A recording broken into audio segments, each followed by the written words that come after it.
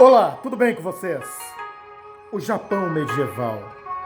Cipango, a terra do sol nascente, que ficava ao lado de Katai, a China, a terra do Império do Meio.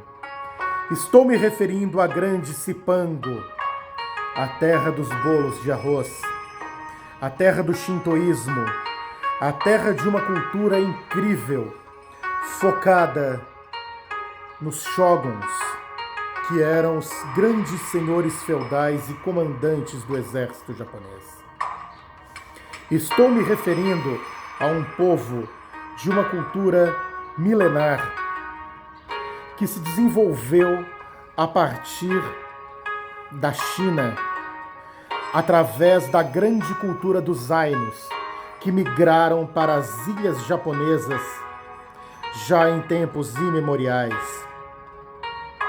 O povo japonês que tem um grande império, que trabalha com honra, que pratica o harakiri e o seppuku.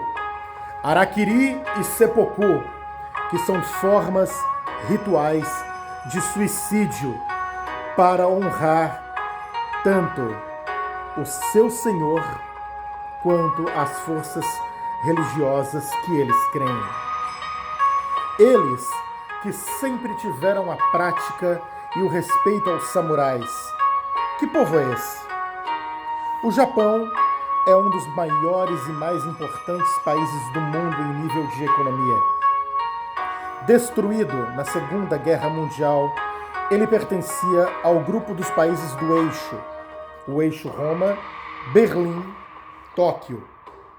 E, infelizmente, ele malogrou uma campanha negativa contra o governo e contra o grupo dos aliados, o que gerou a queda de 2 bombas nucleares nas cidades de Hiroshima e Nagasaki em agosto de 1945. Estamos falando do Japão, realmente um país que se desenvolveu e avançou muito no século XX. O Brasil recebeu grande imigração japonesa, tanto no estado de São Paulo quanto no estado do Paraná. Sem dúvida nenhuma, o território do Japão, as ilhas nipônicas ou a terra do sol nascente tem um valor inimaginável dentro da cultura mundial. A terra das geishas, aquelas moças que eram preparadas para atenderem às vontades dos samurais e dos shoguns. Lembrando, os shoguns, os grandes senhores feudais e detentores também do poder militar. Um árduo ponto para ser discutido e também observado é que é uma cultura que realmente, com o tempo, abrange e avança. Você já ouviu aquela frase que diz... Um país também que desenvolveu toda a sua prática feudal, toda a sua organização estrutural feudal ao longo de séculos, que realmente foi considerado um grande protetor de todos os desenvolvimentos hierárquicos e não aceitava realmente a presença estrangeira em seu país. Tanto é que acabou expulsando os jesuítas e os portugueses de seu território. Percebe-se que o grande Kublai Khan, por volta de 1274, tentou invadir o território japonês. Realmente não teve o sucesso esperado. Esse é o ponto que nós gostaríamos de observar. O meio ambiente sempre acabou protegendo o Japão e mesmo em todas as incursivas e investidas mongóis não obtiveram sucesso, sendo salvos pelas grandes forças da natureza. São detalhes que nós devemos observar de maneira bem aprofundada. Isso dá origem a uma questão muito clara, que quando as embarcações mongóis tentaram adentrar o território das ilhas nipônicas, um grande furacão realmente arrastou e destruiu toda a grande armada dos tártaros mongóis. O vento divino, o kamikaze, assim também chamado para lembrar e defender os japoneses na Segunda Guerra Mundial. Os aviadores japoneses levaram este nome, esta alcunha, kamikaze, o vento divino. são detalhes que nós devemos aqui observar com muita profundidade. Religiosamente falando, são grandes praticantes do budismo e do shintoísmo, uma filosofia religiosa. Tiveram, obviamente, grande influência da China e, no medievo, desenvolveram, através dos samurais, uma grande arte de defesa pessoal, conhecida como arte ninja, assim como o próprio karatê, dentre outras artes, foram desenvolvidas nestas ilhas. Uma integração direta entre corpo, alma e a ideia do mens sana e corpore sano devem ser aqui observadas com grande profundidade.